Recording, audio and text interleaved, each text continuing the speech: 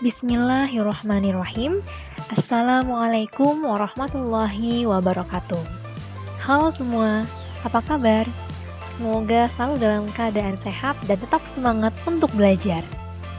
Alhamdulillah, kita dapat berjumpa kembali pada mata pelajaran Bahasa Indonesia. Dan hari ini kita akan mempelajari informasi, tujuan, dan esensi dalam karya ilmiah. Namun, sebelum itu, marilah kita mengucapkan basmalah bersama. Bismillahirrahmanirrahim. Kompetensi dasar pada materi ini adalah mengidentifikasi informasi, tujuan, dan esensi sebuah karya ilmiah yang dibaca, serta merancang informasi, tujuan, dan esensi yang harus disajikan dalam sebuah karya ilmiah. Apa itu karya ilmiah? Karya tulis ilmiah adalah tulisan atau laporan tertulis yang memaparkan hasil penelitian atau kajian suatu masalah yang disusun menurut kaidah-kaidah ilmiah. Karya tulis ilmiah adalah hasil pemikiran ilmiah pada suatu disiplin ilmu tertentu yang disusun secara sistematis, logis, ilmiah, dan dapat dipertanggungjawabkan. Selanjutnya, informasi yang terdapat dalam karya ilmiah merupakan fakta yang dapat dibuktikan kebenarannya. Informasi tersebut dapat digunakan sebagai bahan rujukan dalam bidang keilmuan. Informasi juga harus diolah dengan cermat oleh penulis agar dapat ditemukan pemecahan masalah atau jalan keluar yang dicarinya. Kemudian, tujuan karya ilmiah ialah mengungkapkan hasil pemikiran ilmiah tentang suatu disiplin ilmu oleh seseorang dengan cara yang sistematis dan metodologis.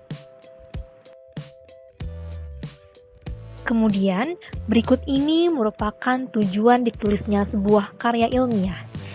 Yang pertama ialah sebagai syarat menyelesaikan tahapan pendidikan, misalnya skripsi sebagai syarat memperoleh gelar sarjana.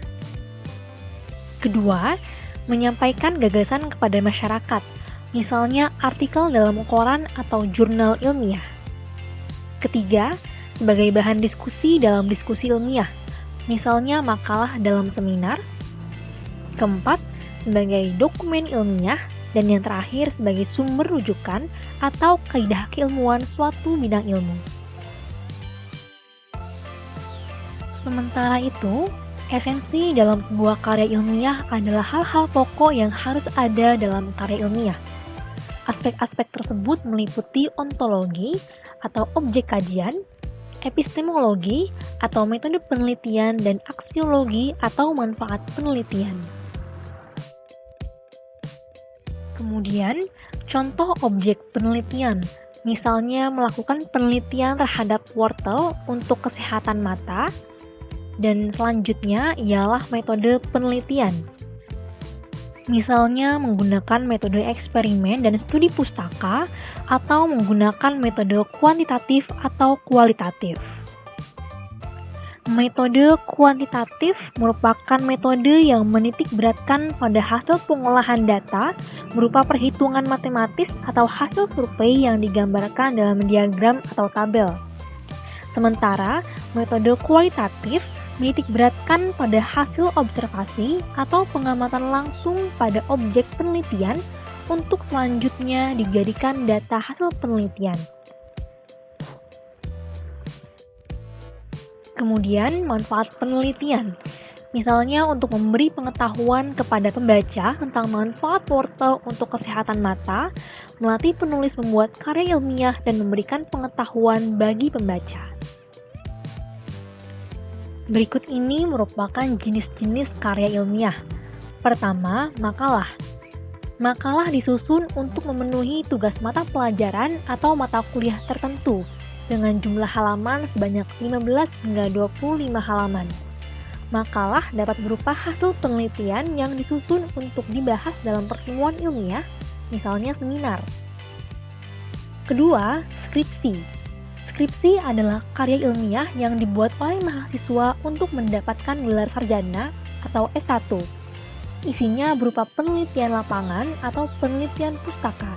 Penelitian berbentuk kualitatif atau kuantitatif dengan sistematika ilmiah yang harus ditaati. Ketiga, tesis.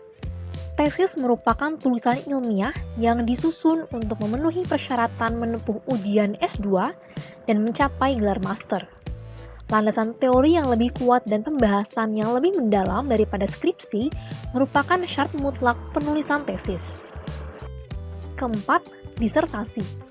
Disertasi merupakan tulisan ilmiah yang disusun untuk mencapai derajat akademis doktor atau S3. Disertasi berisi suatu temuan penulis sendiri yang berupa temuan orisinal. Berikut ini merupakan tahapan yang harus dilakukan sebelum menyusun karya ilmiah. Tahap pertama yang dapat dilakukan sebelum menyusun karya ilmiah yaitu menentukan topik. Topik itu dapat diambil dari isu atau peristiwa di sekitar. Terdapat beberapa hal berikut ini yang harus diperhatikan dalam menentukan topik penelitian. Yang pertama, topik harus sesuai dengan minat peneliti. Kemudian, penelitian terhadap topik tersebut dapat dilaksanakan, serta hasil penelitian dari topik tersebut harus bermanfaat. Setelah menentukan topik penelitian, selanjutnya ialah membuat kerangka tulisan. Kerangka itu berfungsi membantu penulis dalam menyusun materi yang akan dicantumkan dalam karya ilmiah tersebut. Kemudian, penulis harus mengumpulkan bahan. Bahan-bahan tersebut dapat dicari dari buku, jurnal ilmiah, surat kabar, majalah, internet, atau hasil penelitian orang lain. Data juga dapat diperoleh menggunakan teknik wawancara, observasi atau pengamatan, angket, atau teknik pengumpulan data lain. Jika topik, kerangka tulisan, dan bahan-bahan sudah disiapkan, terakhir penulis mengembangkan bahan-bahan tersebut menjadi karya ilmiah yang utuh. Sekian pembahasan pada materi informasi, tujuan, dan juga esensi dalam sebuah karya ilmiah. Semoga apa yang telah disampaikan dapat kalian pahami dengan baik. Apabila ada yang ingin ditanyakan, silakan disampaikan. Terima kasih untuk perhatiannya, tetap sehat dan juga semangat untuk belajar, dan sampai jumpa pada video-video pembelajaran selanjutnya. Mari kita akhiri dengan mengucapkan hamdalah bersama. Alhamdulillahirrabbilalamin. Wassalamualaikum warahmatullahi wabarakatuh.